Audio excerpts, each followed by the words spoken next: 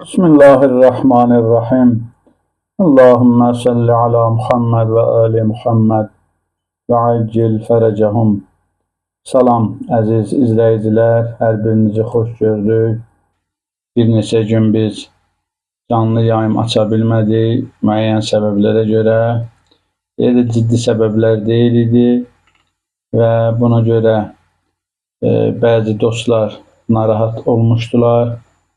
Mən həmin dostlara diqqətinə çatdırmaq istəyirəm ki, hər şey qaydasındadır. Şükür Allaha, mübarizəmiz davam edir.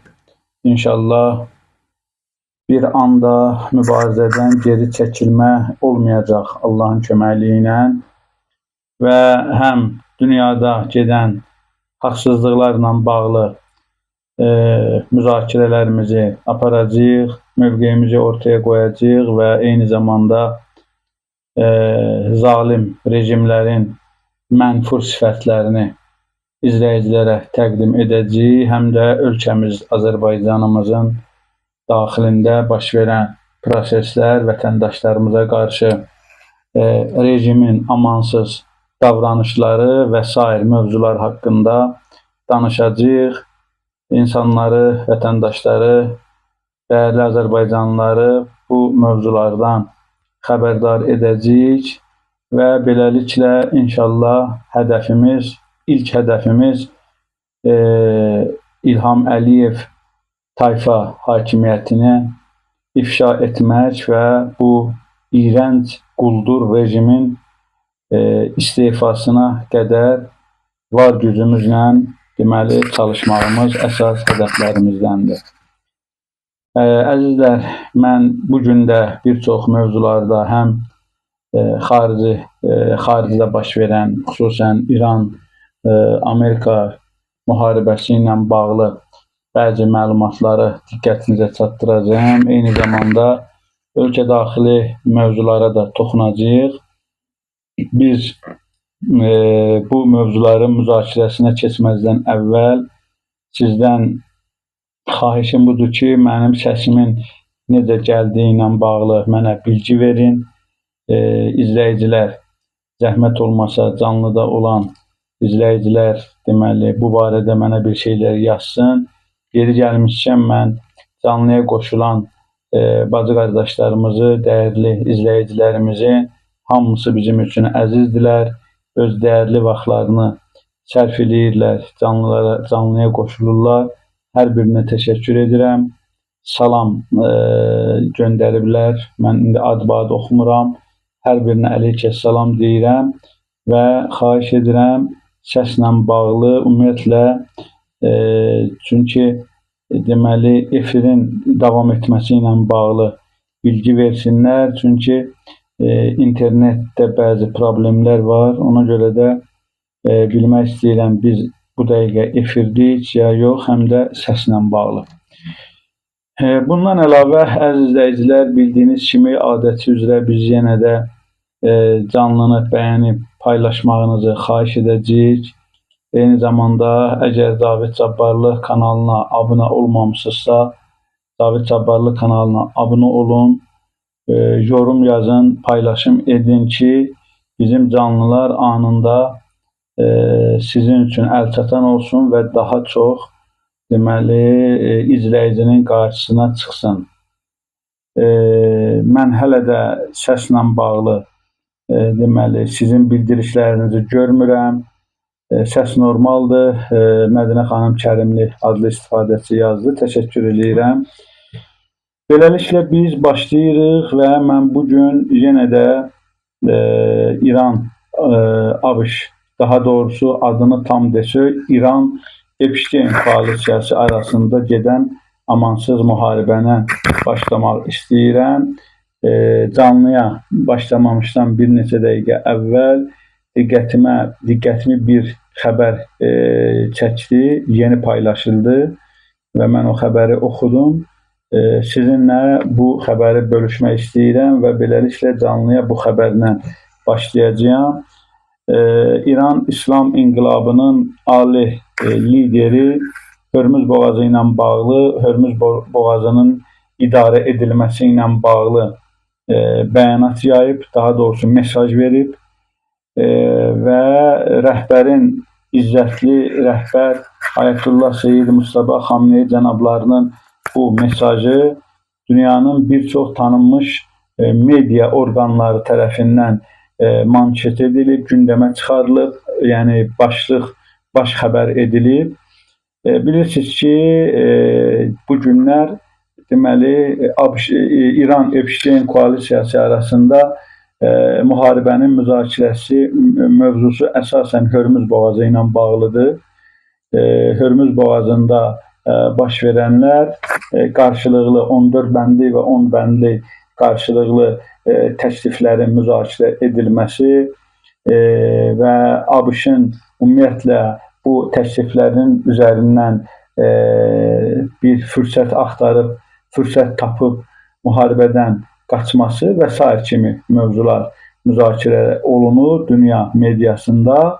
Əsasən də Hörmüz boğazı ilə bağlı müzakirələr gedir.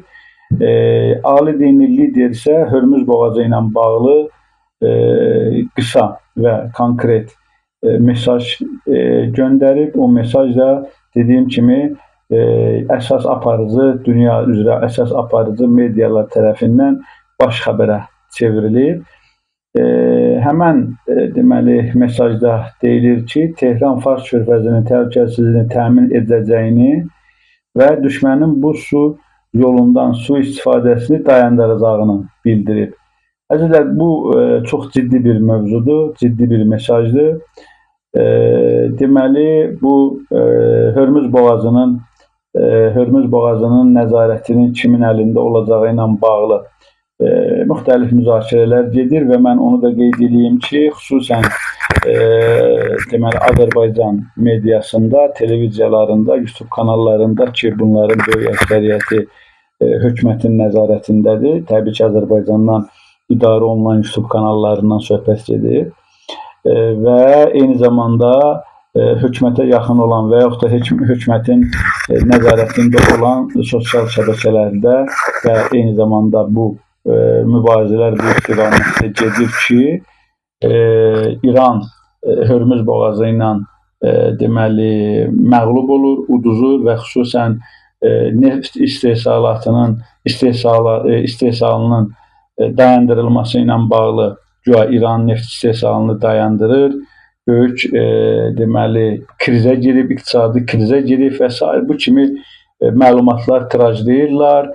İran artıq Hörmüz boğazının nəzarətini ABŞ-a könüllü şəkildə verir filan bəsməkan və bu istiqamətdə təbliğatlar aparırlar, amma unudurlar ki, İran deməli bir neçə ay iqtisadi blokadada deyil. İran təqribən 47 ildir iqtisadi blokadadadır və iqtisadi deməli eniş etməyib. Məsələ bu sanksiyaların altında, blokadaların altında hər tərəfdən deməli buna hücumlara baxmayaraq İran bunların hamısına rəğmən öz duruşunu qoruyur və deməli öz möhkəmliyini qoruyub saxlayır. Bir neçə ayla da Hörmüz boğazının ikinci iqtisadi blokadası ilə, çünki əslində İranın nəzarətindədir və oradan deməli çıxan gəmilərə qarşı Amerika bir blokada tətbiq eləyir. Bununla da İran iqtisadiyyatı heç vaxt dağılmaz. Bu yalan bir məlumatdır. Çox təəssüflər olsun ki, biz son günlərdə biz bu barədə əvvəlki canlılarda danışdığımız üçün daha indi yer ayırmırıq. Çox təəssüflər olsun ki, xüsusən Azərbaycan mediasında bu istiqamətdə bir çoxlu yalan məlumatlara, dezinformasiyalara rast gəlirik. Əslində Azərbaycan cəmiyyətində İranın məğlub olması ilə bağlı çox saylı yalan dezinformasiyalar yayırlar ki, Azərbaycan cəmiyyətində İrana qarşı bir məyusluq formalaşsa. Amma bu mesajı mən ona görə xüsusi deməli qeyd etmək istəyirəm ki, ali dini liderin bu mesajında açıq şəkildə göstərir ki, Körfəz boğazının təhlükəsizliyini İran təmin eləyəcək, rəsmi Tehran təmin eləyəcək və düşmən ki, burada Epstein koalisiyasından söhbət gedir. Epstein koalisiyası bu boğazdan heç bir halda sui-istifadə hallarına yol verə bilməyəcək və bu sui-istifadə halları dayandırılacaq. Əslində bu bəyanatın arxasında İranın gücü dayanır. Bu bəyanatın arxasında İran xalqı ilə rejimin arasında o möhkəm bağlılıq dayanır və eyni zamanda bu mesajların arxasında Allahdan gələn qüdrət, güc deməli dayanır. Biz bunları da xüsusi olaraq vurğulamalıyıq. Əzizlər, bir daha zəhmət olmasa bəyənmələri əsirgəməyin. Cavid Cabbarlı YouTube kanalına abunə olmamışsınızsa abunə olun və eyni zamanda yorum yazmaqdan da çəkinməyin, yorum yazın, fikirlərinizi bildirin və s. Deməli, bir mövzu da mənim üçün həqiqətən diqqət mərkəzindədir. İranın duruşu, Trumpın məyusluğu adlı bir təhlil yazı paylaşılıb. ABŞ-ın iqtisadi təzyiq strategiyası fiyaskoya uğrayır. İkinci başlıq kimi belə bir deməli fikir bildirilib. İstəyirəm ki, bunu da mən diqqətinizə çatdırım. İzləyicilərimiz deməli bu əlbəttə ki, Beynəlxalq Səhər televiziyasının Facebook səhifəsində bu məlumat, bu kiçik təhlil yazısı paylaşıb. Mən istəyirəm bunu az saylı, sədaqətli, dürüst deməli izləyicilərimin diqqətinə çatdırım bu təhlili. Əzizlər, deməli qeyd olunur ki, ABŞ hökumətinin İran İslam Respublikasına qarşı iqtisadi təzyiq strategiyası bu dövlətin güclü müqaviməti nəticəsində fiyaskoya uğramaqdadır. Əlbəttə bu deməli həm də bu cümlə İran-Epstein koalisiyası arasında 28 fevral tarixindən başlayan amansız müharibənin nəticəsi də deyə bilərik buna biz. Deməli, ABŞ artıq dünyada həm nüfuz itirir, həm iqtisadi tərəfdən böyük ziyanla uğrayır. Ondan sonra hətta bu müharibədə ABŞ-ın böyük məbləğdə ziyana düşdüyü və vəsait xərclədiyi, düzdür, bunu ABŞ rəsmiləri bu barədə konkret rəqəm səsləndirməyiblər. Çox cüzi bir neçə gün bundan əvvəl mənim qarşıma çıxdı. Cüzi bir rəqəm səsləndirmişdilər. Amma ekspertlər əslində iddia edirlər ki, ABŞ-ın səsləndirdiyi rəqəmlərlə daha böyük bir məbləğ bu müharibəyə xərclənib. Əsas məsələ ondan ibarətdir ki, bu qədər vəsaitin xərclənməsinə baxmayaraq, ABŞ işləyindən heç birinə nail olmayıb. ABŞ hədəflərinə çatmayıb.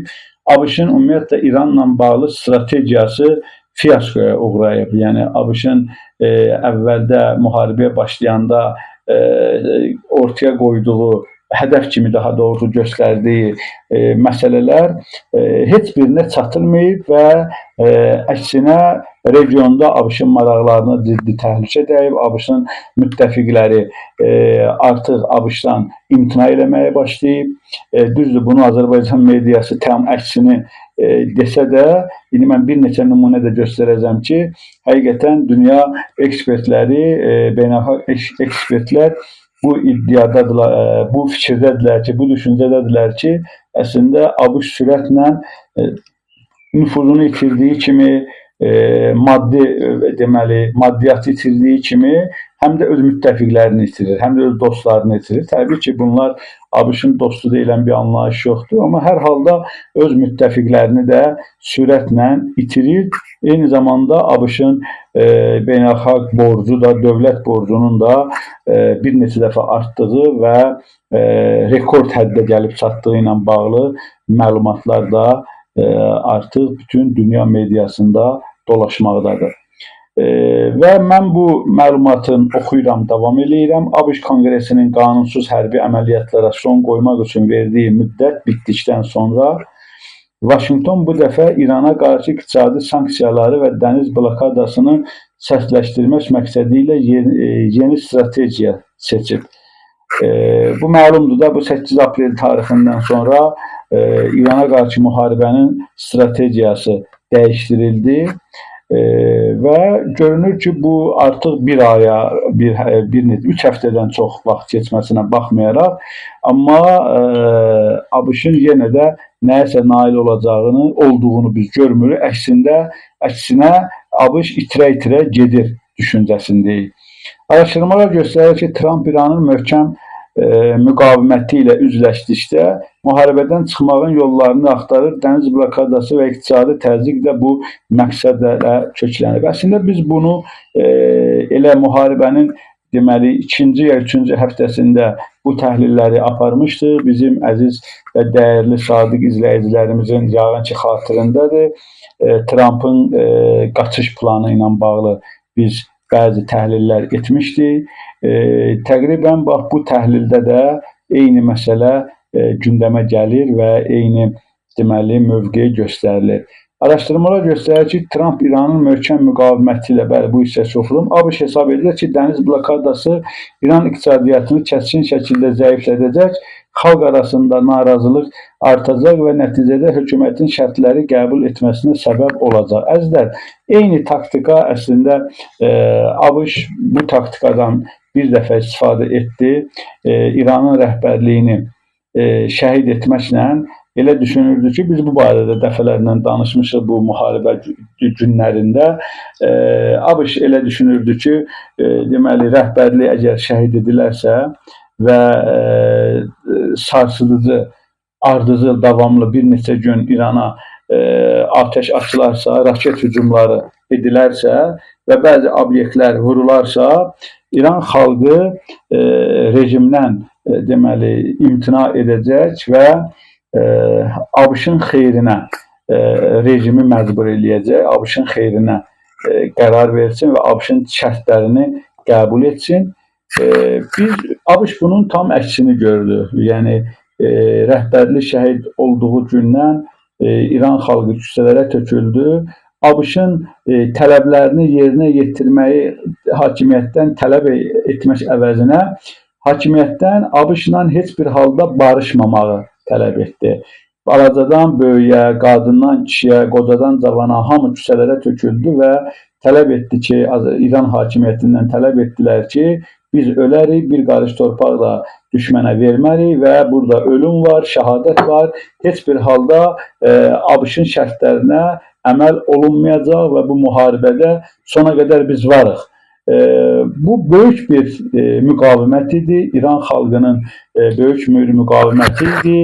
Hətta mən sizə deyim ki, deməli nüvə silahının sanki İran xalqı məcazi olaraq ABŞ-a qarşı nüvə silahından istifadə etdi. Və bu effektə görə deyirəm.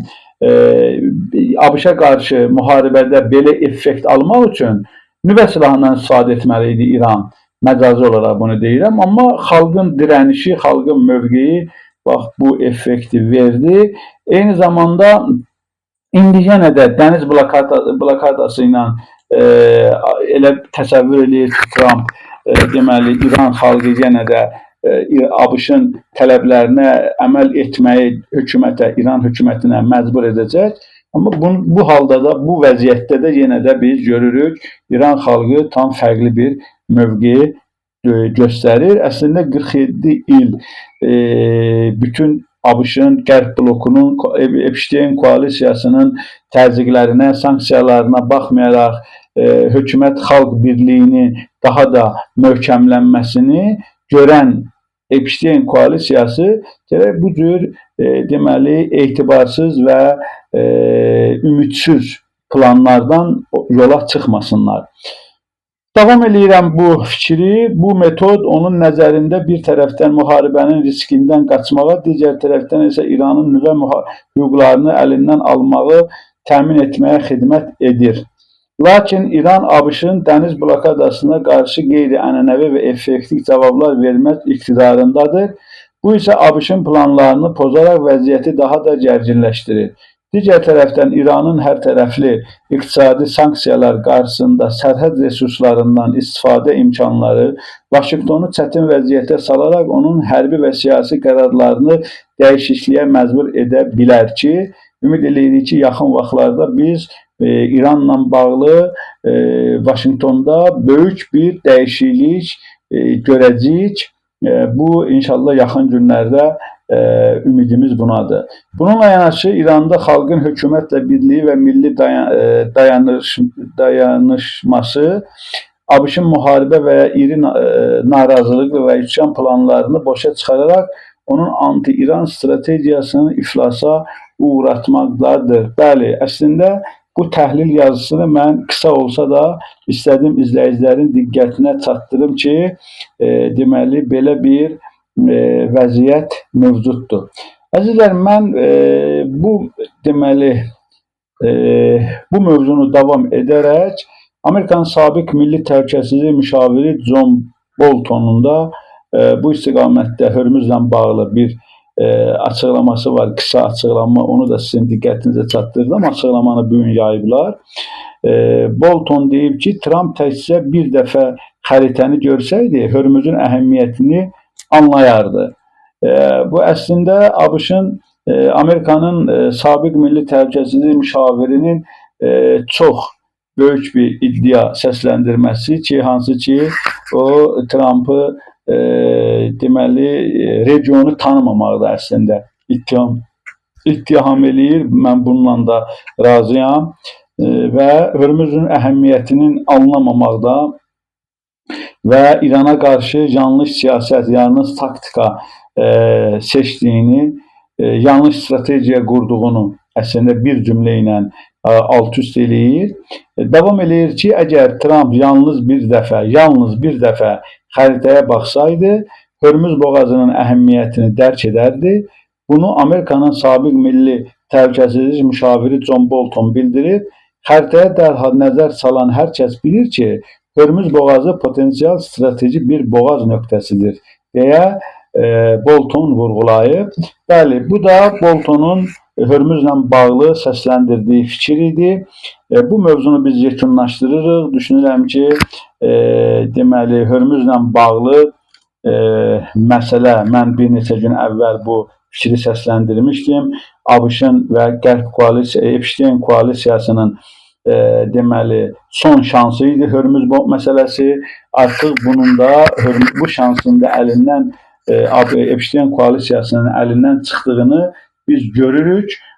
Bunu biz yox, mən sizə təqdim etdiyim kimi Qərb mütəxəssisləri, Qərb deməli politoloqları, deməli bu sahədə ekspertləri fikirlər səsləndirirlər. Mən də o fikirlərdən bir neçəsini sizə nümunə olaraq deməli diqqətinizə çatdırdım. Bəli, təşəkkür edirəm. Tamillə Əlizadə xanım adlı istifadəçi dostları deməli dəvət edir, bəyənmələri artırsınlar. Əzizlər, zəhmət olmasa bəyənmələri artırın. Sonra Cavid Cabbarlı kanalına əgər abunə olmamışsınızsa, Cavid Cabbarlı kanalına abunə olun və eyni zamanda deməli bir maraqlı, bir çox olduqca maraqlı, mənim diqqətimi çəkən maraqlı bir xəbər oxudum biraz əvvəl. Bu xəbər Suriyanın keçid dövrünün prezidenti Colani tərəfindəndir. Deməli, düzdür, buna Əhməd Şara deyirlər, amma mən həmişə bunu Colani adlandırıram, çünki mənim gözümdə bu adam terrorçudur və bu necə gəlib ora çıxarılıb və s. bu barədə də mən şərh vermək istəmirəm, danışmışıq. Colaninin deməli bu İran mövzusunda həqiqəti etiraf edən bir açıqlaması var, bir cümlə ilə. Bir cümləli açıqlamadır, amma bir cümləli açıqlama demək olar ki, çox böyük mənalar daşıyır. Suriyanın keçid dövrünün prezidenti Colani, Livanlı siyasətçi Vəlid Canbolad ilə görüş keçirdi və o görüşdə təbii ki, İran məsələsi də İran Epstein koalisiyası arasında gedən müharibəyə də toxunulur. Jolani bir cümlə işlədi. Jolani deyib ki, əgər İran yenilsəydi, İsrail ordusu Şama girərdi. Baxın, mövzu budur. Bizim media, bizim hökumət nümayəndələri özlərini öldürürlər ki, İran deməli məğlub olub, İran artıq hər şeyi əlindən verdi, Amerika qalibdir, İsrail qalibdir, ay gəlməyin üstümüzə İrasim gəlir filan bəsmən. Amma elə bu Epstein koalisiyasının əlaltısı olan, Epstein koalisiyasının mirzəsi olan və yaxud da uşağı olan dırnaqarası Jolani özü etiraf eləyir ki, əgər İran məğlub olsaydı, o zaman İsrailin ordusu Şam'da idi. İsrail artıq Suriyanın böyük bir hissəsini işğal etmiş olardı. Bu əlbəttə ki, bugün Orta Şərqdə və yaxud da Qərbi Asiyada baş verən proseslərin ən gözəl mənzərəsidir. Bundan açıq mənzərə göstərmək olmaz. Bir cümlə ilə, əgər İran həqiqətən bu bizim Azərbaycan tərəfinin iddiası kimi əgər İran məğlub olsaydı 28 fevral tarixindən başlayan işğalçı müharibədə məğlub durumda olsaydı, İsrail artıq ordusunu Suriyaya yeritmişdi. Düzdür, biz bir həftə bundan əvvəl Duruzların deməli orada muxtariyyət elan etməsi ilə bağlı mövzunu şərh etdik. Orada bəzi məsələlərə toxunduq. Amma bu Duruzların muxtariyyət elanıdır. Bunu artıq İsrail buna müəyyən mənada dəstək verir filan. İranın zəifliyi, İranın məğlubiyyəti baş vermiş olsaydı, İsrail heç nəyə baxmazdı. Zaten İranın müqavimətinin qarşısında İsrail Hizbullah ilə bağlı məsələlər Livanın cənubuna deməli atəşi dayandırmır. Orada müəyyən cinayət əməlləri, hərbi cinayətlərə imza atır. Dünyanın gözü qarşısında heç nəyi vecinə almadan istədiyi forma halda Suriyaya girir.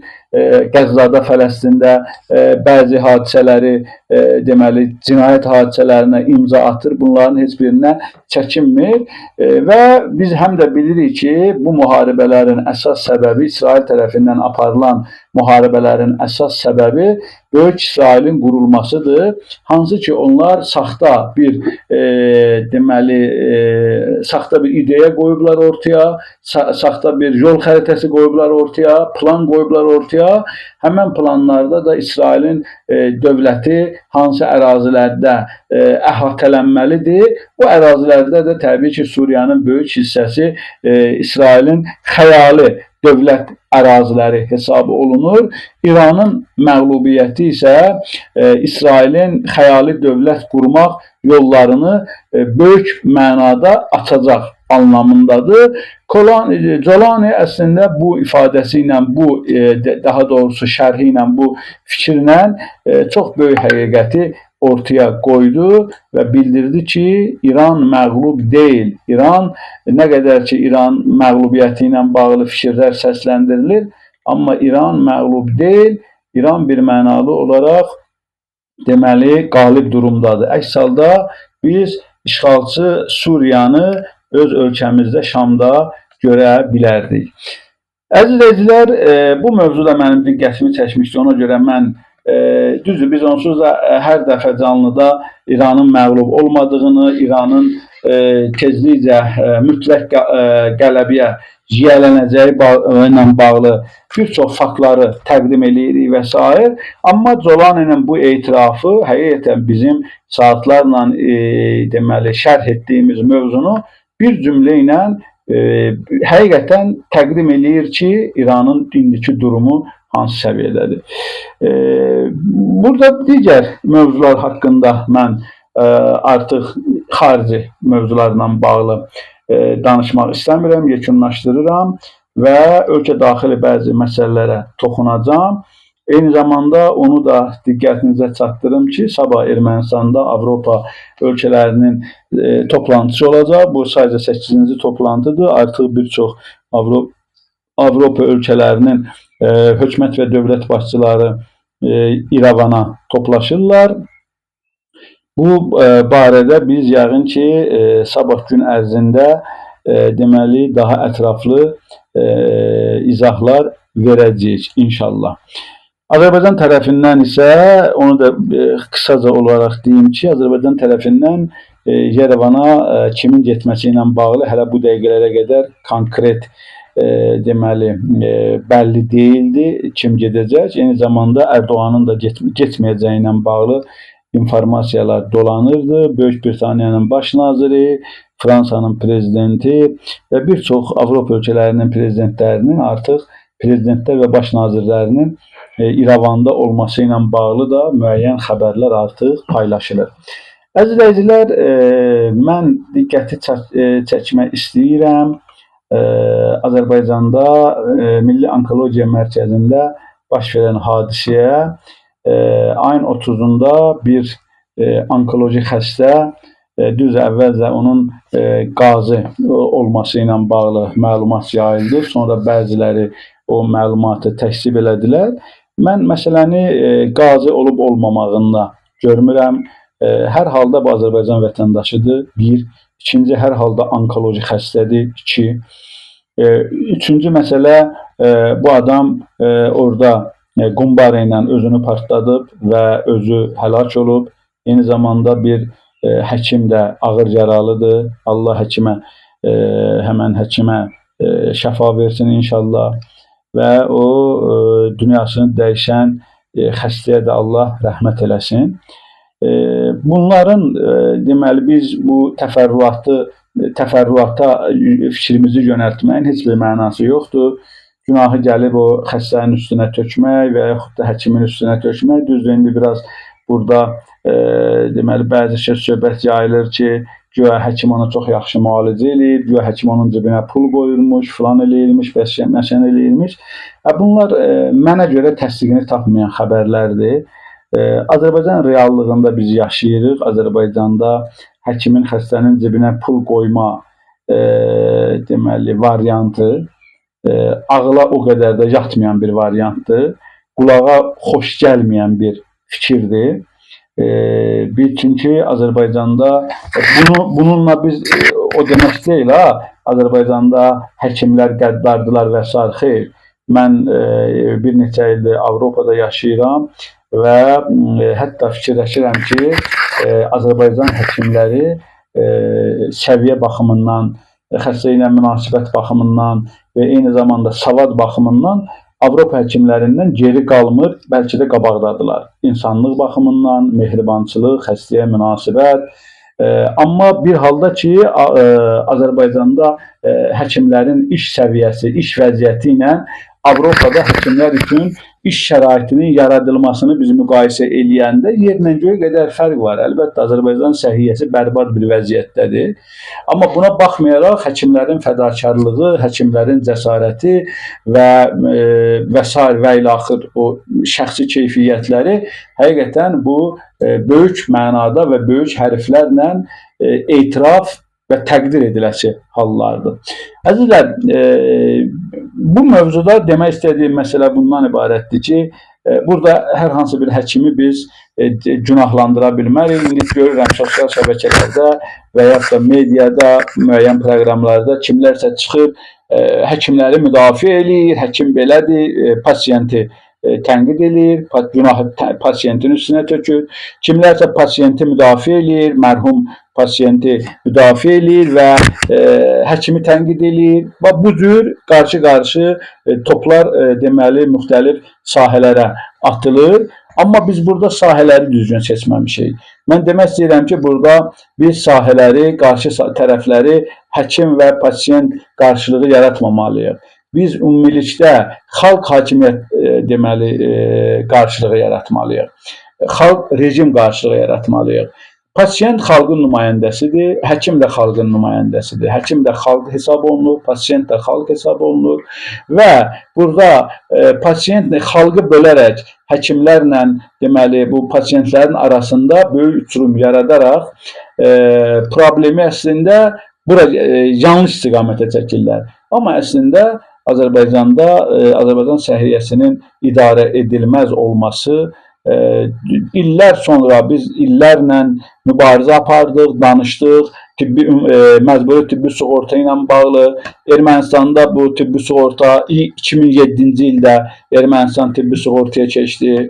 Gürcüstan təqribən eyni illərdə tibbi sığortaya keçdi. Amma Azərbaycan təqribən 2023-cü il ya 22 ya 23-cü ildə deməli tibbi sığortaya keçdi. 15-16 il ən azı gec tibbi sığortaya keçdi. Danışanda da Azərbaycan hökuməti deməli biz Ermənistandan güclüyük, biz Gürcüstandan güclüyük, regionun ən lider ölkəsi və s. və ilə axır deməli fikirlər səsləndirirdilər və ən nəhayət tibbi sığortanın deməli başlandı. Tibbi sığorta bir neçə ildir.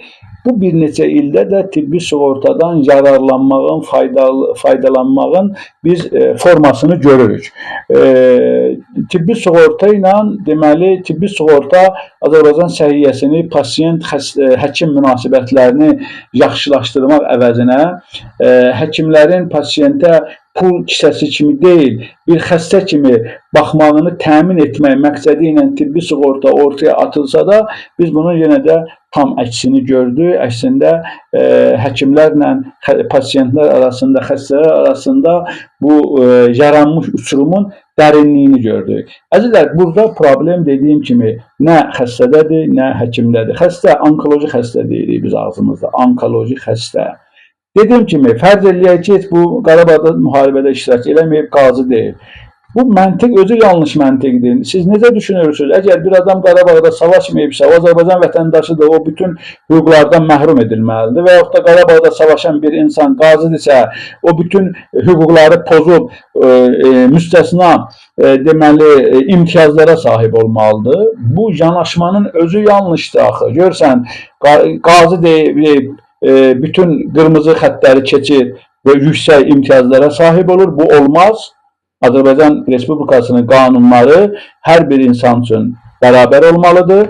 Deputatından tutmuş qazısına qədər, sıravi insanına qədər və bəli, qazi olduğuna görə, şəhid ailəsi olduğuna görə vətənin deməli işğaldan azad edilməsində xidməti olan şəxslər qəhrəmanlardılar. Onlar xüsusi qiymətləndirilməlidirlər.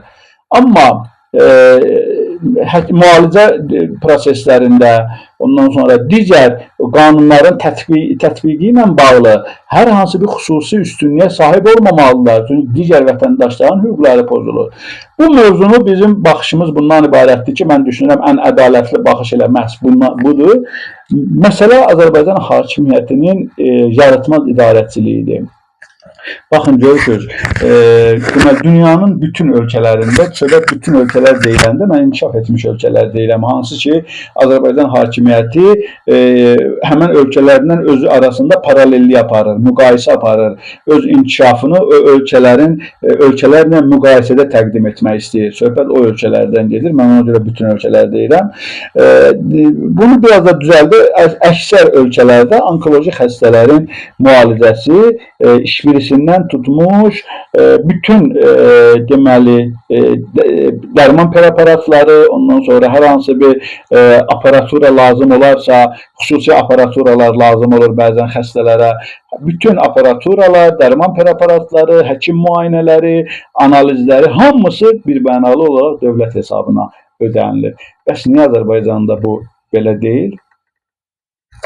Biz əslində bu hadisə, bu sualı ortaya çıxartmalıydı ki, deməli Azərbaycanda onkoloji mərkəzdə baş verən proseslərdən danışmayan qalmamışdır. Bugün heç kimə sır deyil ki, Azərbaycanda deməli onkoloji mərkəzdə nələr baş verir.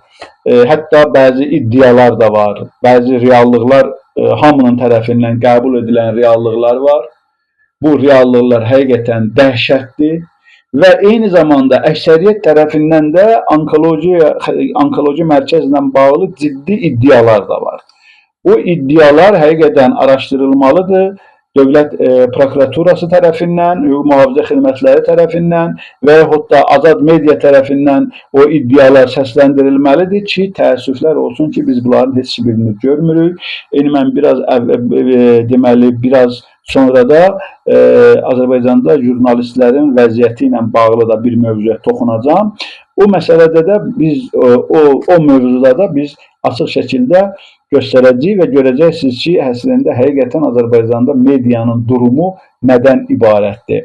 Əzizləyicilər, siz yorum yazmanı unutmayın, zəhmət olmasa, bəyənmələri unutmayın və hər birinizə də mən təşəkkür edirəm və mövzunu davam etdirirəm ki, bəli, problem Azərbaycanda problem deməli onkoloji xəstələrlə olan münasibətdədir. Dediyim kimi bir nümunə göstərim mən sizə. Deməli bu yaxınlarda bir Almaniyada bir Azərbaycanlı ailədə bir nəfər dünyasını dəyişdi. Allah rəhmət eləsin.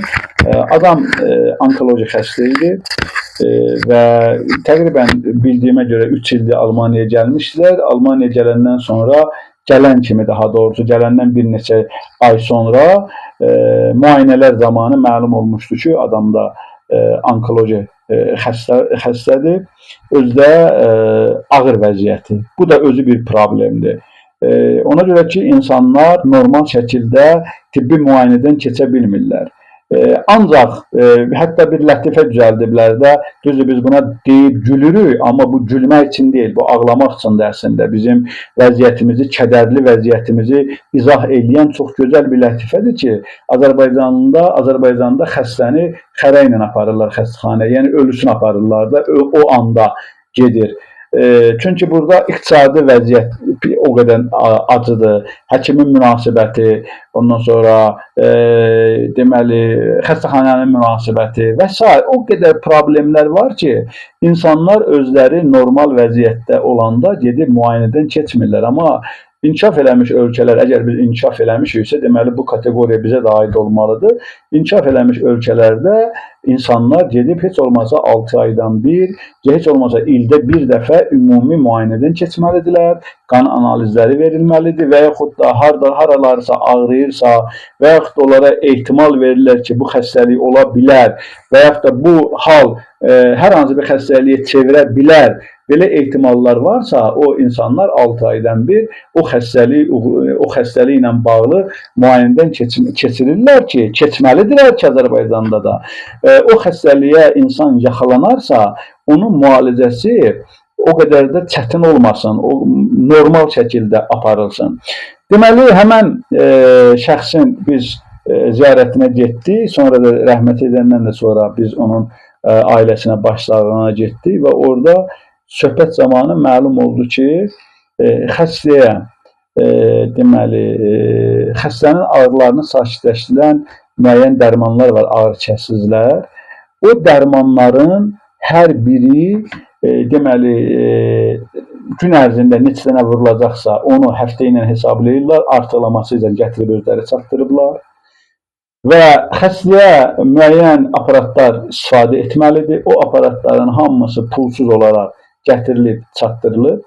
Həmən məclisdə o ziyarət zamanı bir nəfər də Azərbaycandan yeni gələnlərdən var idi. O dedi ki, bəs mənim yaxınım, biz bilirik də Azərbaycanda elə ailə yoxdur ki, o ailədə onkoloji xəstə olmasın. Bu artıq bir hamıya bəlli olan bir məsələdir. O dedi ki, bəs mənim yaxınım o ağrı kəsicilərdən istifadə etmək üçün biz böyük bir mücadilə apardıq, onkoloji mərkəzlə savaşdıq, müəyyən deputatlar müdaxilə elədi, xahiş elədilər və s. Bizə həftədə ondan 2 dənə deməli o ağrı kəsicinin zorla biz ala bildik. Amma biz onu həftədə 2 dəfə oradan alırdıq, qalanını isə həftədə heç olmasa ondan 6-7 dənə bizə lazım olurdu.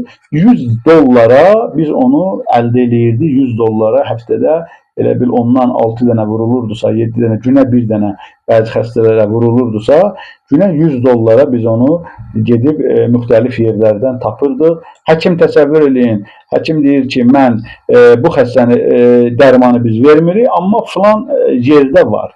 Gedirsən oradan $100 verirsən, o dərmanı alırsan. Hansı ki, həmən dərmanlar onkoloji xəstələrlə bağlı olan bütün preparatlar dünyanın hər yerində zaten bahadır.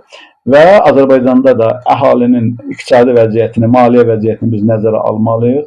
Azərbaycanda da bu məsələ deməli hər kəsə məlumdur və əlqərəz Nəticədə Azərbaycanda onkoloji xəstələrə müalicəsi demək olar ki, xəstələrin öz üzərinə qoyulur. Baxın, və onu da deyim ki, Almaniyada müalicə olan Azərbaycanlı Azərbaycan vətəndaşı idi. Hələ Alman dövləti öz vətəndaşına deyil, başqa bir ölkənin ona sığınan bir insana bu cür münasibət göstərir.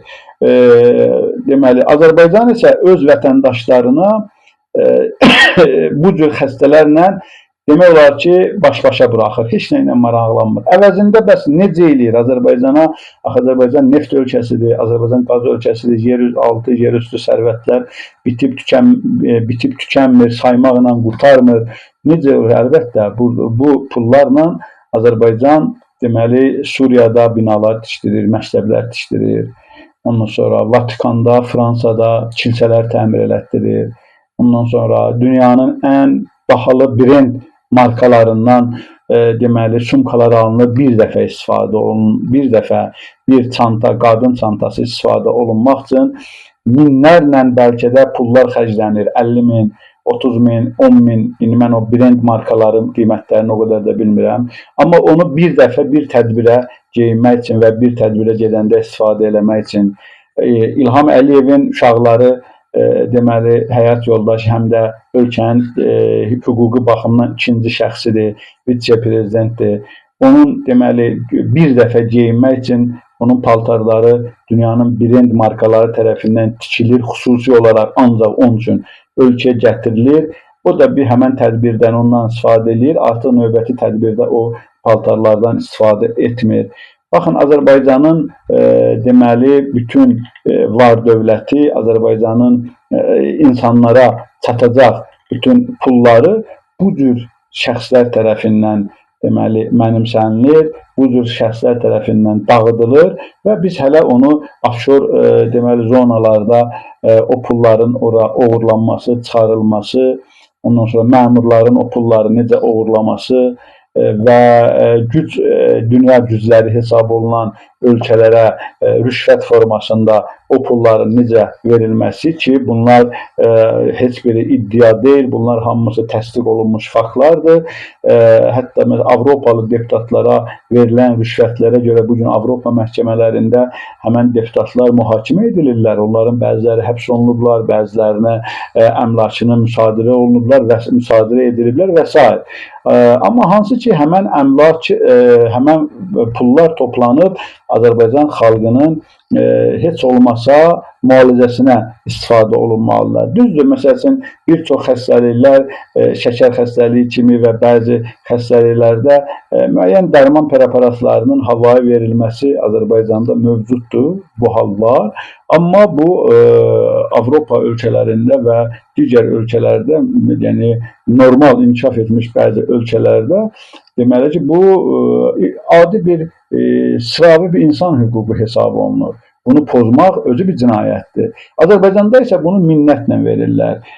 Keyfiyyətsiz bir neçə dənə şəkər dərmanı verib və o xəstələr, onlar da minnətlə qoyurlar ki, biz sizə şəkər dərmanı verdik. Amma hansı ki, bu hallar digər ölkələrdə deməli hüquq sayılır və onu pozmaq cinayətdir. Gör Azərbaycanda hüquqi məsələ hansı yerdədir. Əziz izləyicilər, onkologiya ilə bağlı mən mövzunu yekunlaşdırmaq istəyirəm və yekunda bildirməliyəm ki, bu onkologiyada baş verən hadisə nə pasiyentin günahıdır, nə həkimin günahıdır. Əslində burada bir ümumi idarəçilik problemi var. Və bu ümumi idarəçilik problemini də bu həddə gətirib çatdıran ümumi xalqın susqunluğudur. Məsələn, Azərbaycan cəmiyyətində deməli, bilirsiniz də, mən biraz əvvəl dedim, elə ailə yoxdur ki, o ailədə bir neçə onkoloji xəstə olmasın. Hər bir ailədə var. Hər bir ailədə. Və hər bir ailədə deməli, bu əziyyəti yaşayırlar. Evini satıb onkoloji mərkəzlərə pulunu qoyan adamlar var. Niyə? Adam deməli bir ailə əziyyət çəkir Azərbaycan kimi yerdə, dişi ilə, dırnağı ilə gecə-gündüz çalışır, bir dənə özünə güngürvari ev qurur. O ailənin məsələn 5 üzvü varsa, o ailənin bir üzvü onkoloji xəstəliyə yoluxur Təzədən həmən ailədə, o evdə yaşayan 5 nəfər öz fədakarlıq eləyir, öz haqqından keçir, öz sonrakı ömürlərinin sonrakı illərini acı vəziyyətdə yaşamağa razılıq verir və o evi satırlar, onu qoyurlar onkoloji mərkəzlərə, onkoloji preparatlara ki, ümid yoxdur o xəstə sağalsın. Hətta bir neçə gün və bir neçə il daha çox yaşasın deyə o 4 nəfər ömürlərinin sonlarını cəhənnəmdə yaşamağa razı olurlar. Bax, dəhşət budur. Amma siz heç görmüsünüzmü? Onkoloji xəstəlikdən əziyyət çəkən xəstələrin, pasiyentlərin yaxınları toplaşsınlar və bu məsələlərə etiraz eləsinlər. Desinlər ki, qardaş, niyə görə axı bizim varlı bir dövlətdə biz yaşayırıq? Bizim neftimiz var, qazımız var, yeraltı, yerüstü sərvətlərimiz var. Heç bu nefti, qazı mən dəfələrlə demişəm, vurun rejimin kəlləsinə, cəhənnəm olsun. Amma bu normal. Kənd təsərrüfat sahəsində bu deməli monopoliyanı götürsələr, müəyyən məhdudiyyətlər götürülsə, bazar şəraiti düzəlsə, Azərbaycan cəmiyyəti gəlib nə oldu? Avropada, Rusiyada, dünyanın bir çox ölkələrində gedib qara işlərdə işləyirlər, ən çətin işlərdə işləyirlər. Onlar öz evlərində, Azərbaycanda öz ailələrini dolandırırlar. Yəni belə ölüvaydılar ki, bunlar Azərbaycanda işləyib öz ailələrini dolandıra bilməyəcəklər.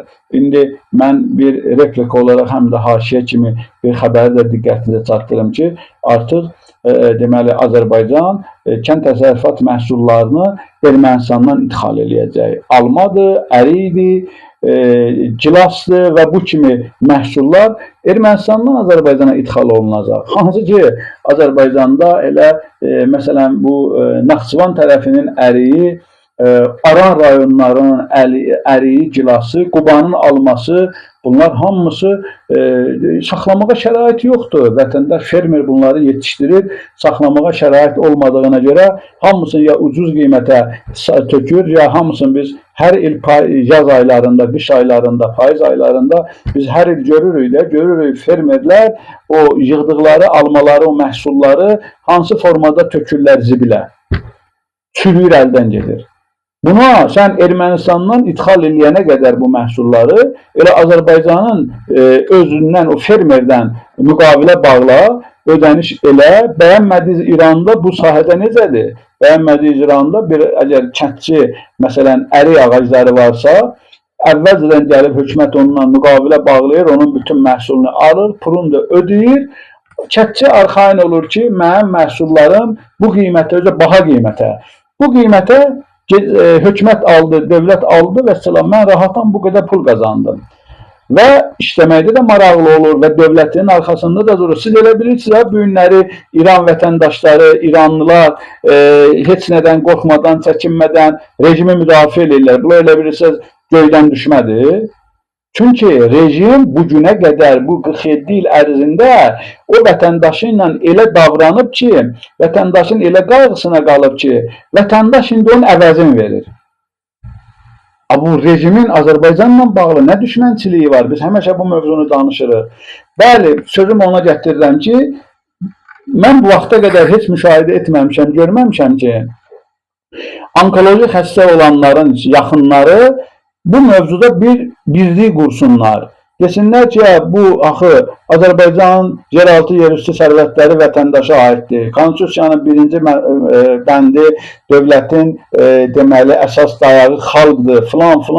Bunlar mövcuddur hamısı hüquqi baxımdan. Niyə görə biz onkoloji xəstələrin müalicəsi üçün hökumətə müraciət eləmirik? Fərdi şəkildə, ola bilsin, fərdi şəkildə deməli bəzi müraciətlər olurlar. Bizə də deməli müraciət olunur. Yeri gəlmişkən mən indi biraz sonra bir məsələ ilə bağlı da mən paylaşım eləyəcəm. İndi görüm onu bacarsam, əgər onu mən bacarsam deməli göndərəcəm yorum hissəsinə, əgər bacarsam. Bəli. Problem deməli bu fikrimi tamamlayayım, sonra onu əgər alınsa biz onu göndərərik bura. Bəli, əzizlər, Azərbaycanda xəstələrin, onkoloji xəstələrin yaxınları əslində deməli bu istiqamətdə müəyyən işlər görməlidirlər. Onlar birləşməlidir. Onsuz zaten itirəcəyimiz bir şey yoxdur ki, bizim doğma bildiyimiz insanlar dünyaların dəyişirlər, ağrıların içində qıvrılaraq dəyişirlər dünyaların və eyni zamanda deməli evlər satılır, maddi imkanlar gəlir düşür sıfıra. İtiriləcəyi bir şey qalmayıb ki, insan da nədən qorxsun? Gedib hökumətdən istəyəndə hökumət buna nə ilə təhdid eləyəcək? Mənim məsələn ən yaxın adamım artıq dünya ilə vidalaşırsa, mən özüm iqtisadi cəhətdən iflic vəziyyətinə düşürəmsə, hər şeyimi itirirəmsə, mən heç olmazsa gedib tələb eləməliyəm də, tələb eləməliyəm, ay hökumət, ay İlham Əliyev, ay rejim, mən səndən demirəm ki, sən get, çıx get, mən gəlim oturum sənin yerində. Adətən insanlar yanlış anlayırlar. Biz deyəndə ki, insanlar deməli sosial hüquqlarını tələb etməlidirlər, sosial tələblərini ortaya qoymalıdırlar və insanlar elə bilirlər ki, biz deyirik ki, gəlin İlhamı devir, gəlsən otur. Bu siyasi mübarizə başqa bir mövzudur. Hələ siyasi Azərbaycan cəmiyyətinin sosial və məişət mübarizəsi səviyyəsində inkişaf eləməyib. Azərbaycan cəmiyyəti sosial mübarizə apara bilmir, məişət problemlərini həll eləyə bilmir öz ölkəsində. Məişət problemini həll eləmək üçün, qızını evləndirmək üçün gedirməlidir Rusiyada, 1-2 il işləməlidir, pul yığmalıdır, gəlməlidir. Ev tikmək üçün getməlidir, Avropada 1-2 il işləməlidir, gəlib bir dənə ev tikməlidir.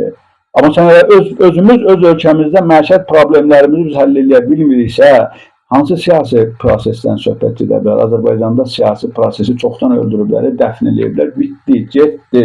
Azərbaycanda bu formada, yəni bu cəmiyyət hər hansı bir siyasi mübarizə aparıb, siyasi proseslərdə dəyişiklik eləmək məsələsini bitdi. Azərbaycan cəmiyyətində siyasi ümumiyyəti tamam öldürdülər, məhv elədilər. Çox da ayırmaq mümkün deyil bu yaxınlarda.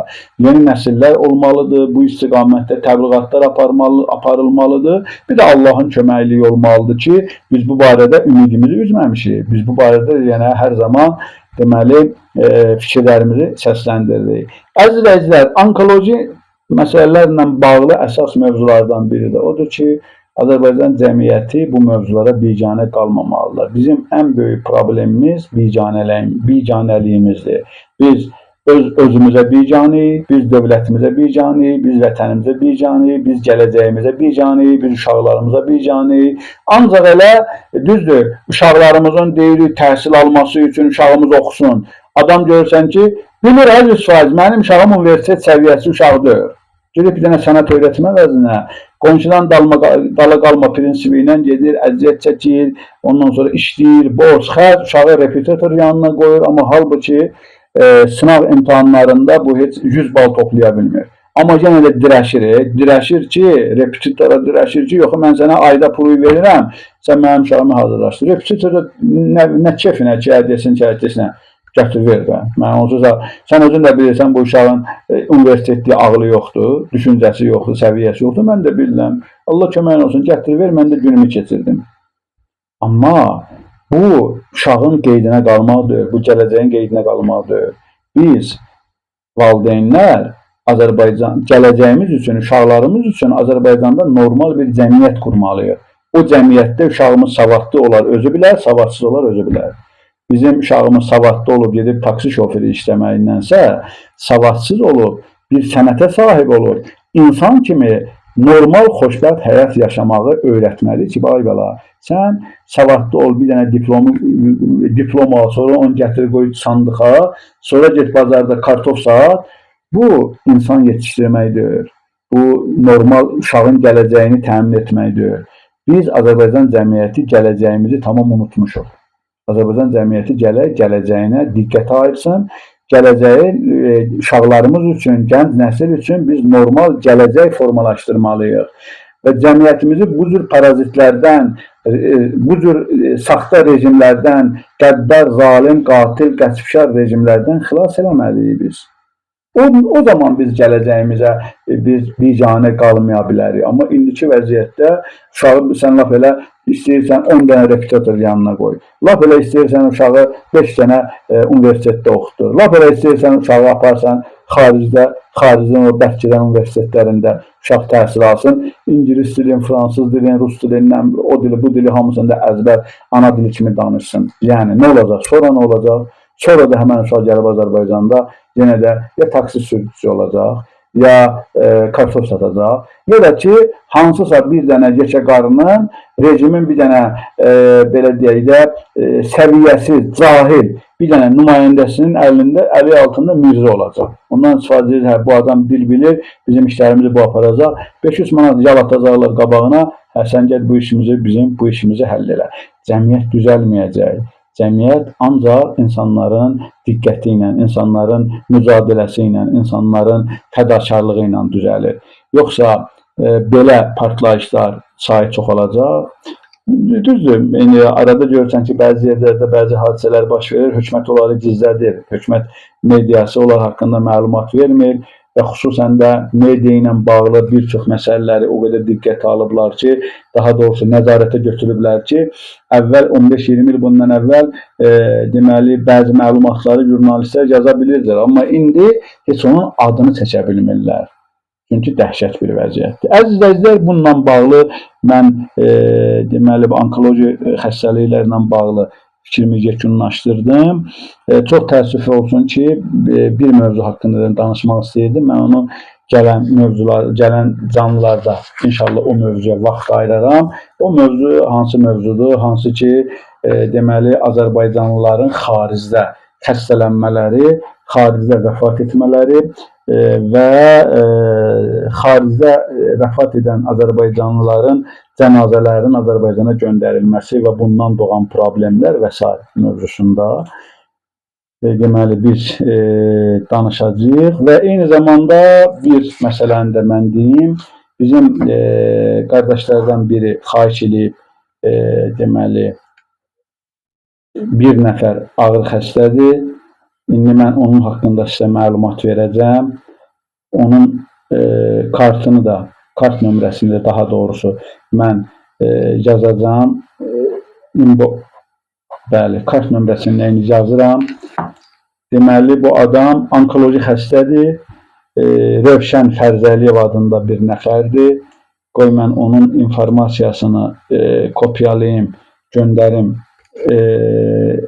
yorum hissəsinə, çat bölməsinə. Və bu adam xəstədir. Sonra onun indi mən deməli üzr istəyirəm. Bəli, onun mən haqqında məlumatı da göndərirəm ki, hansı ki o məlumatı mənə göndəriblər. İzləyicilərdən xahiş edirəm. Əgər deməli kömək istəyən olarsa,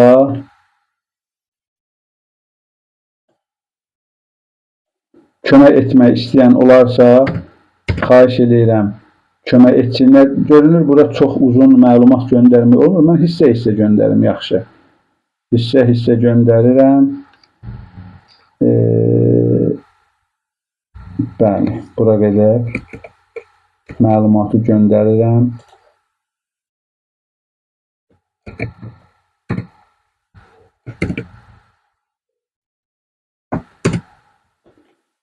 Bu nə oldu gənə də? Gəlmədi. Üzr istəyirəm, bir də cəhd eləyək.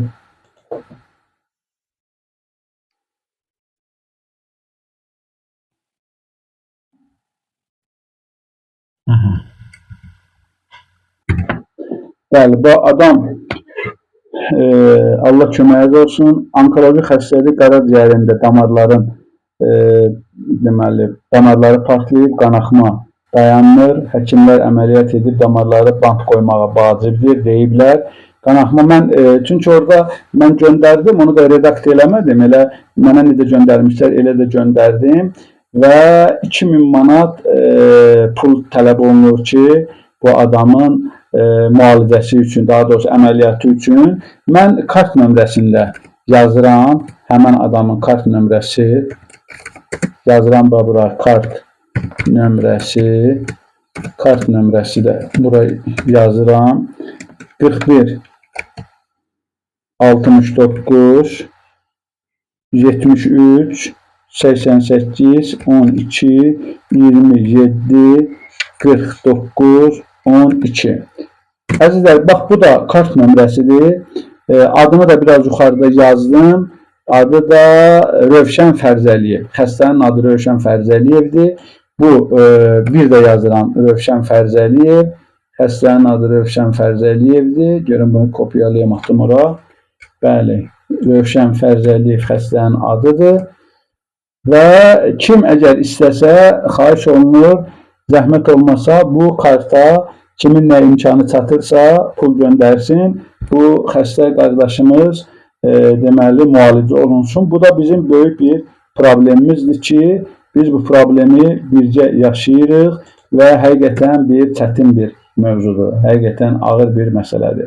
Əzizlər, mən bugün bir məsələni də sizin diqqətinizə çatdırmaq istəyirəm. Deməli, bilirsiniz ki, Azərbaycanda siyasi məhbuslar mövzusu həmişə gündəmdir və demək olar ki, siyasi məhbus mövzularında ən çox ziyan çəkənlər, yəni həbs olunanlar da həm də jurnalistlərdir. Jurnalistlər ümumiyyətlə bütün dünyada və xüsusən Azərbaycanda çox ciddi şəkildə ittiham olunurlar, həbs olunurlar. Məsələn, təhlükəli bir sahə hesab olunur. Və Azərbaycanda bu istiqamətdə hökumət daha sərt davranır və bugün deməli bu həbs olunan jurnalistlərin bir Abzas Media nümayəndələri, onların jurnalistləri Ülvi Həsənli bu Abzas Medianın redaktorudur. Nərgiz Absalamova, Elnarə Qasımova və Sevinç Vaqif qızının imzası ilə bir məktub yayılıb. Bu məktubda İlham Əliyevə konkret suallar ünvanlanıb. Siz zəhmət olmasa bəyənməni artırın, mən də bu mövzunu sizin diqqətinizə çatdırım. Məktubun giriş hissəsini mən oxumaq istəmirəm, sadəcə İlham Əliyevə suallar hissəsini oxuyacağım. Bilirsiniz ki, Azərbaycanda 9 xanım jurnalist həbs olunub. Artıq 2-ci ildir bunların məhkəmə prosesləri gedir və bunlar saxta ittihamlarla həbs olunublar. Özləri də bunların özləri haqqında verilən ittihamları qəbul etmirlər və Meydan TV deməli jurnalistləridirlər və demək olar ki, sonra Abzas Media və demək olar ki, bunlar bizim dostumuz Argument Azın redaktoru Şəmşad Ağa həmən qrupdadır və ümumilikdə 9 qadın jurnalist və bir çox da kişi jurnalistlərin saxta ittihamlarla həbs olunublar. Bunlar dindar olmasalar da biz düşünürük ki, bunlar haqqı yazan, öz jurnalist sənədlərinə hörmət edən, qələmlərinə xəyanət etməyən Azərbaycanın mərd, qeyrətli vətəndaşlarıdırlar. Bunlar deməli İlham Əliyevə müraciət ediblər bəzi suallarla. Sualları mən oxuyuram sizə. Deməli, dediyim kimi, məktubun əvvəl hissəsini oxumuram. Gəlib oradan başlayırlar ki, İlhama müraciətdən deyirlər ki, ilk and içmədə əlinizi bastığınız konstitusiyanı sonradan öz xeyrinizə 2 dəfə dəyişdiniz. Bu İlham Əliyevə, bəli, İlham 2003-cü ildə əlin konstitusiyaya basıb and içəndə ki, Qurana və konstitusiyaya basırdı əlin. Ondan sonra 2009-cu ildə və 2016-cı ildə referendum keçirdib. Deməli, konstitusiyanı öz xeyrinə 2009-cu ildə prezident seçilmək üçün məhdudiyyətləri aradan qaldırdı. 2016-cı ildə də yenə bəzi öz xeyrinə bəzi məhdudiyyətləri aradan qaldırıldı və vitse-prezident postunun təsis edilməsi ilə bağlı konstitusiyaya əlavə maddə daxil edildi və nəhayət 2017-ci ilin aprelin 21-də Mehriban Əliyevanı öz həyat yoldaşını deməli ölkənin faktiki olaraq ikinci şəxsi elan elədi. Və davam eləyir. Həmin vaxt Bir əlinizi də Qur'an-ı Kərimə basmışdınız. Hakimiyyətinizin boyunca niyə siyasi kəsimlə bərabər, dindar kəsimi də siyasi məhbus həyatı, dindar kəsimə də siyasi məhbus həyatı yaşatdınız? Deməli, bəli, bu çox yerində olan bir sualdır. Sağ olsun o jurnalist dostlarımıza ki, İlham Əliyevdən deməli, məhbus dövrlərində həbsxanada olmalarına baxmayaraq bu cür cəsarətli suallar ünvanlayırlar. Azərbaycanın həbsxanalarında dini məhbusların sayı kifayət qədərdir. Hətta qeyri-rəsmi məlumatlara görə 5000-dən yuxarı dini məhbuslar var ki, onlar İrana agentlik ittihamı ilə deməli əslində həbs olunurlar və narkotika, vətənə xəyanət, silah və bu kimi onlara uyğun olmayan maddələrlə qanuniləşdiriblər. Təbii ki, saxta olaraq onlar həbsə saxlanılırlar. Konstitusiyanı dəyişdikdən sonra 5-ci dönəmdir prezident kürsüsündə yer alırsınız. Bu seçkilərdə olan qanun pozuntularını nə vaxtsa izləmisinizmi? Növbəti sual. Hər dəfə seçkidən öncə qanunun tələbi ilə gəlirlərinizi bəyan etməlisiniz. Bəs niyə onu etmirsiniz? Bəli, bu artıq konstitusiyanın bir öhdəliyidir. Namizəd olan şəxs öz deməli gəlirləri ilə bağlı məlumat verməlidir. Həm seçki məntəqəsi dairəsinə, həm də ki seçicilərinin qarşısında bir hesabatlılığı ortaya qoyub hesabatlılığı göstərməlidir. Amma biz hələ bu 5 dəfə İlham Əliyev 5 dəfə prezident seçilib 2002, 2008, 13, səhv eləmirəmsə 18 və 24. Bu illərdə deməli İlham Əliyev özünü seçki məntəqəsi, Mərkəzi Seçki Komissiyası tərəfindən özünü prezident elan elətdirib və bu müddətlərdə, bu zamanlarda heç bir halda özünün gəlirini, nə qədər vardatı var, onunla bağlı heç bir bəyanat verməyib, bəyannaməsi deməli dərc olunmayıb. Sonra, bəli, ailənizin biznesi korrupsiya araşdırmalarında yer alır. Bütün dünyada deməli elə bir ölkə yoxdur ki, İlham Əliyev ailəsinin korrupsioner olduğu ilə bağlı hər hansı bir məlumat yayılmasın. Milyardlarla ölçülən bu bizneslərin sərmayələri necə əldə olunub? Mən şərh etmirəm, ancaq oxuyuram, sonra bir-iki cümlə deyərəm. Yüksək vəzifələrə təyin etdiyiniz məmurlar da həm mətbuatda, həm də daha sonra baş prokurorluğun məlumatlarında korrupsiya cinayətlərində ittiham olunur. Bu şəxslərin bir çoxunu vəzifədə olarkən yaxşı xidmətlərinə görə, bu dırnaq arasıdır, təklif də etmisiniz, təltif də etmisiniz. Sizin kadr seçiminiz və qiymətləndirməniz hansı meyarlara əsaslanır? Növbəti sual. Konstitusiyaya görə yeraltı və yerüstü sərvətlər xalqa məxsusdur. Bəs niyə bu sərvətlər xalqın güzəranını düzəltmədi? Gözəl sualdır. Növbəti sual. Hər il büdcədən ən çox vəsait ayıran sahə müdafiədir. Bəs niyə müharibə zamanı ordunun yiyəcəyindən tutmuş corabına qədər sadə xalq qarşıladı? Bu söhbətdə mən mütləq bir cümlə deməliyəm. Söhbət əlbəttə ki 44 günlük müharibədən söhbət gedir. 2020-ci ilin sentyabrın 27-sinə başlayan müharibə, hansı ki həmən dövrdə biz çox yaxşı xatırlayırıq ki, ümumi xalq səfərbərliyi oldu. Hətta biz də Avropadan, bunu düzdür, detallı demək istəmirik, biz heç vaxt demirik, amma Avropadan kifayət qədər əlimizdən gələni etdik. Müəyyən deməli, pul vəsaiti, sonra müəyyən əsgərlərə aid olan əşyalar, biz deməli, əsgərlərə çatdırılması üçün bir çox işlər görüldü. Xalq olaraq da demək olar ki, bütün insanlar, bütün Azərbaycan vətəndaşları əsgərlərlə birlikdə döyüşdülər, döyüşə qatıldılar. Bu reallıqdır və bu heç vaxt unudulmayacaq bu məsələ. Sonra Şuşa məmurlar şəhəri yox, mədəniyyət şəhəri olacaq deyirdiniz. Bəs niyə Şuşa da daxil bütün Qarabağda ən iri layihələri tendersiz şəkildə ailə şirkətləriniz götürür? Bu da ciddi məsələdir. Biz əslində bu mövzuların hər biri haqqında vaxt-vaxtında danışmışıq. Amma bu cür sual formasında bu dəyərli jurnalistlər, məhbus jurnalistlər İlham Əliyevi dərc eləyirsə, bizim də vəzifəmiz budur ki, biz də öz izləyicilərimizə bu mövzuları çatdıraq. Heydər Əliyevin vəfatından sonra hakimiyyətə gəldiniz. 23 ildir hakimiyyətdəsiniz. Bəs nə vaxt getmək fikriniz var? Gözəl. Bu prezidentdən soruşmaq istədiyimiz sualların bir hissəsidir. Bu və ya digər sualları ona vermək fürsətimiz olacaqmı? Hələ bilinmir. Bu da deməli beləliklə son bir neçə təqribən 8-9 sual formasında bu jurnalistlər adını biraz əvvəl çəkdiyim jurnalistlər deməli bu sualları İlham Əliyevə prezidentə ünvanlayır və mən də bunu sizin diqqətinizə çatdırdım ki, əslində Azərbaycanda əsas problemlər bax elə bunlardan başlayır.